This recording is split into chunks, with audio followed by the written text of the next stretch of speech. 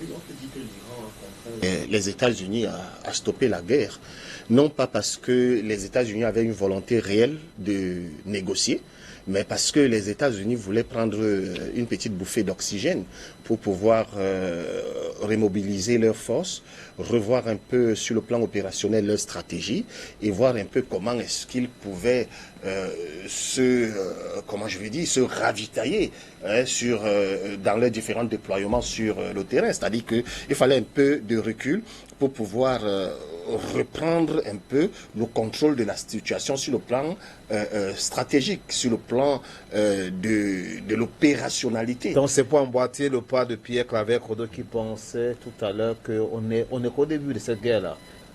Rien n'est encore... Cette guerre, pour moi, je ne trouve même pas... Cette guerre n'est même pas finie. Cette guerre n'est pas finie. C'est juste qu'on s'est trouvé dans une... L'Iran même a accepté pour les mettre au pied du mur. L'Iran elle-même, en partant dans cette négociation, savait que ça n'allait pas aller loin. L'Iran a accepté pour leur dire, OK, nous avons quand même des partenaires qui nous font confiance. Il ne faut pas que nos partenaires pensent que nous sommes des vats en guerre. C'est-à-dire nous sommes belliqueux. C'est justement ce qu'a dit le représentant de l'Iran à la table, juste à la fin, pour dire, est-ce qu'on ne pouvait pas quand même s'attendre à autre chose que ce qui se passe. Bien sûr. Oui, justement, parce qu'il n'y avait rien à attendre on ne peut pas arriver à une première réunion et s'attendre à un accord. Oui. C'est-à-dire que nous sommes... Vous savez, Donald Trump, c'est... Je ne sais pas, excusez-moi, je vais utiliser ce terme, même s'il peut paraître un peu péjoratif. C'est un menteur. Vous comprenez? C'est-à-dire que Donald Trump, c'est-à-dire qu'il est fabriqué, c'est-à-dire que son mindset est conçu d'un logiciel à 99% de mensonges. C'est-à-dire que lui, c'est quand il ment même qu'il est à l'aise. C'est ça si vous comprenez un peu. C'est un gars qui n'aime pas la vérité. Comment ça? Je vais vous prendre un exemple. Est-ce que vous savez que l'organisation de Donald Trump qu'il a créée pour dire que c'est l'organisation de la paix du monde, est-ce que vous savez que lui-même il sait que c'est un mensonge? Parce que vous ne pouvez pas créer une organisation pendant que vous êtes président et vous dites que même quand vous ne serez pas président, vous allez toujours être le président de l'organisation là. Qu'est-ce qui vous prouve que votre prédécesseur ne va pas venir annuler ça? C'est un menteur, c'est un homme dangereux. Personne ne souhaite la mort d'un être humain. Mais quand on regarde les événements qui se passent aujourd'hui, on comprend pourquoi on a failli le tuer par 2 fois. Pendant la campagne. Il a été raté par un sniper qui était sur le toit. Et il a été raté pour une deuxième fois à sa résidence de, je crois, Malalago, quelque chose comme ça, par un autre tireur qui était embusqué dans les fleurs. Et quelqu'un vient de le dire ici sur ce plateau. Ne soyez pas surpris que Donald Trump soit éliminé d'une façon ou d'une autre. Éliminer ne veut pas forcément dire qu'on va le tuer, non, pas forcément.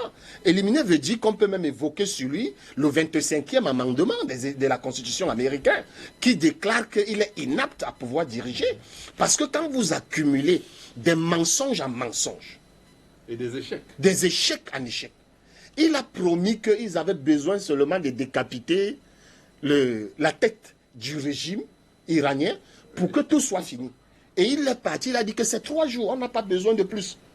Moi, ces gens-là, ils sont amnésiques à la fin. Quand Moscou est allé dans son opération spéciale, ils ont raconté que Moscou avait dit 3 jours. Moscou n'a jamais dit 3 jours. Jamais. Donald Trump a dit avec sa bouche que c'est 3 jours. Et tout le monde a suivi. Nous sommes à plus d'1 mois. Et ils ont dit, quand il a fait 2 semaines, il dit, mais il a fait si. C'est mieux qu'on dit aux gens qu'on a fini avec tous les gars, le système de défense, ils n'ont plus rien. Il a dit non, là on les a décapités, on a même éliminé tous leurs systèmes de défense. Ils sont là, ils ne connaissent même pas de quel côté sortent les bombes. C'est-à-dire les missiles qui sortent là, ils ne savent pas là où ça vient. Ils ont déjà bombardé les Tomahawk, les B-52, tout, partout en Iran. Mais les missiles sortent toujours, on ne comprend pas. Non, l'Iran savait que ça ne devait pas aboutir. Et nous sommes là dans l'échec du multilatéralisme américain qui pense que il fallait seulement qu'on écoute un seul son de cloche qui vient des États-Unis, c'est le patron du monde entier, et quand il dit, tout le monde fait. Je rappelle que pendant qu'ils étaient au Pakistan, il y avait une livraison de systèmes de défense aérien et de missiles qui étaient livrés en Iran par la Chine. Et la Chine a assumé cette livraison. Oui. Pendant qu'ils étaient à Islamabad, au Pakistan. C'est-à-dire les 3 jours-ci, là, la Chine a fait une livraison. Et la Corée du Nord se tient prêt. Et je vous ai dit ici sur un plateau que les États-Unis sont seuls dans leur guerre. Parce que les Européens qui sont là dans l'affaire de l'OTAN que vous voyez là, ils ne sont pas prêts à risquer la vie de leur peuple. Non, non, non, non, non, non. Ils ne sont pas prêts. C'est pour ça que tous les Européens, en commençant par l'Espagne, ils ont dit à Donald Trump que nous, on ne veut pas ton affaire là. Nous, on était venus te voir ici, là, que viens avec nous, on part en Ukraine. Tu nous as dit que l'affaire de l'Ukraine, là, ne te regarde pas. Donc, toi-même, ton affaire que tu es parti, engagé avec l'Iran, va gérer ça toi seul. Personne n'est derrière lui, en dehors d'Israël. Et Israël, que vous voyez, je vais décevoir un certain nombre de personnes qui évoquent souvent Israël comme étant le peuple de Dieu. Non. Cet Israël-là dont on présentait comme le peuple de Dieu, c'était avant. Et on les appelait même pas les Israéliens, on les appelait les Israélites. Bibliquement, si vous rentrez dans les anciennes Écritures, c'était les Israélites. L'expression israélien est venue avec l'arrivée des propagandistes colons israéliens qui avaient pour projet de faire ce qu'ils ont appelé le Grand Israël. C'est-à-dire d'aller couper une partie de la Syrie, du côté du plateau du Golan, d'aller couper une partie du Liban, du côté du nord d'Israël, c'est-à-dire du sud du Liban, et de couper complètement la Palestine. Vous avez vu qu'ils ont isolé la Cisjordanie parce qu'ils veulent prendre le côté de Gaza. Et c'est un plan, le projet est de faire en sorte que la carte israélienne qui est là actuellement grandisse et devient un grand Israël. Et dans cette carte-là, il y a même une portion de la Turquie. Et c'est là où la Turquie va entrer en guerre dans cette affaire. Il y a une portion de la Turquie qu'ils veulent également, qu'Israël a l'intention également de prendre. Et les Turcs le savent, puisque c'est un général américain lui-même qui a trahi l'affaire. Un général américain qui n'est pas d'accord avec la guerre. Qui a dit, le projet qui se passe en ce moment implique également une partie du territoire turc. Et vous savez que Erdogan, c'est tout sauf un enfant de cœur.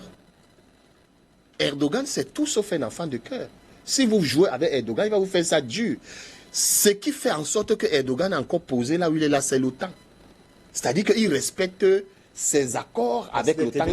Oui, il est membre de l'OTAN. Mais quand ça va piquer Erdogan, excusez-moi, j'utilise ces expressions pour qu'on parle terre à terre, Erdogan va leur dire à l'OTAN que je ne suis pas dans votre affaire là. Et je vais frapper Israël bel et bien. La guerre va recommencer peut-être cette nuit entre l'Iran, Israël et les États-Unis. Parce qu'il y a beaucoup de choses qui font que cet accord ne pouvait pas marcher. D'accord. Merci beaucoup.